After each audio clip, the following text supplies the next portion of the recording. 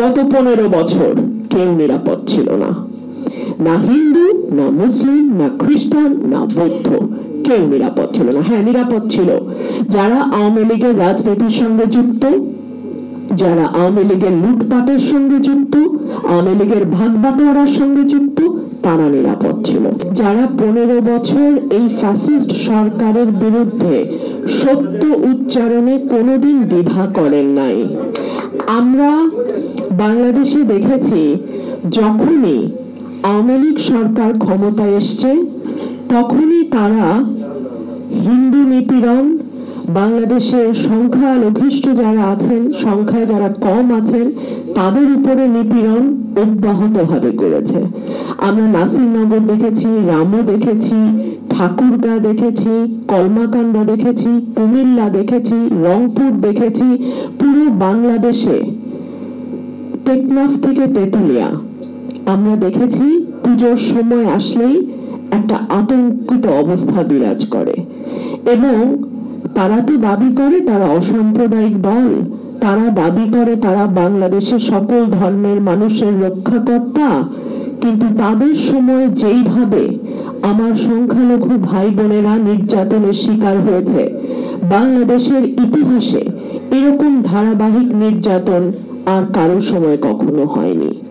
কিন্তু আমার কষ্ট লাগে যে যখন তারা ক্ষমতায় থাকে, আওয়ামী লীগ ক্ষমতায় থাকে, তখন আমার সংখ্যালঘু ভাই বোনেরা বেশিরভাগ সময় নীরবে নিভৃতে এই অত্যাচারগুলো সহ্য করে।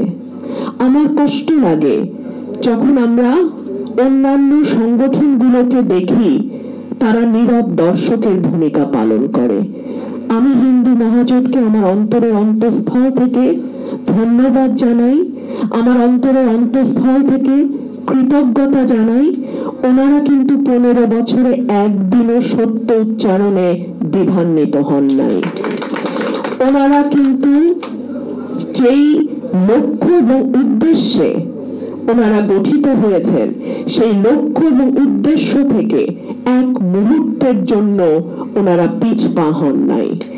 এবং ওনাদের এই সংগঠনকে আমি অন্তরে অন্তঃস্থল থেকে ধন্যবাদ জানাই। ওনারা সত্য উচ্চারণে নির্ভীক ছিলেন, নির্ভয়ে সত্য উচ্চারণ করেছেন এবং শক্ত ভাষায় বলেছেন এই মাটি তোমার যতটা আমারও ততটা। সুতরাং এই মাটিতে কোন সংখ্যালঘুর উপরে কোন রকম নির্যাতন, কোন রকম নির্যাতন, জমি দখল, বাড়ি দখল, ঘর দখল, আগুন দেয়া, মন্দিরে তছনছ করা আমরা মেনে নিব না। বাংলাদেশে গত 15 বছর কেউ নিরাপদ ছিল না, না হিন্দু, না মুসলিম, না খ্রিস্টান, না বৌদ্ধ, কেউ নিরাপদ ছিল না। হ্যাঁ, নিরাপদ ছিল যারা আওয়ামী লীগের রাজনীতির সঙ্গে যুক্ত, যারা আওয়ামী লীগের লুটপাটের সঙ্গে যুক্ত, আওয়ামী লীগের ভাগ বাটোয়ারার সঙ্গে যুক্ত, তারা নিরাপদ ছিল। এর বাইরে আমি যেমন অনিরাপদ ছিলাম, আমার দাদাও তেমন অনিরাপদ ছিল।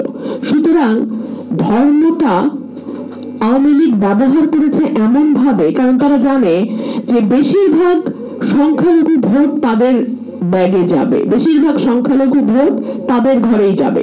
সুতরাং থাকলে ভোট, গেলে জমি, এই ছিল তাদের মূল মন্ত্র।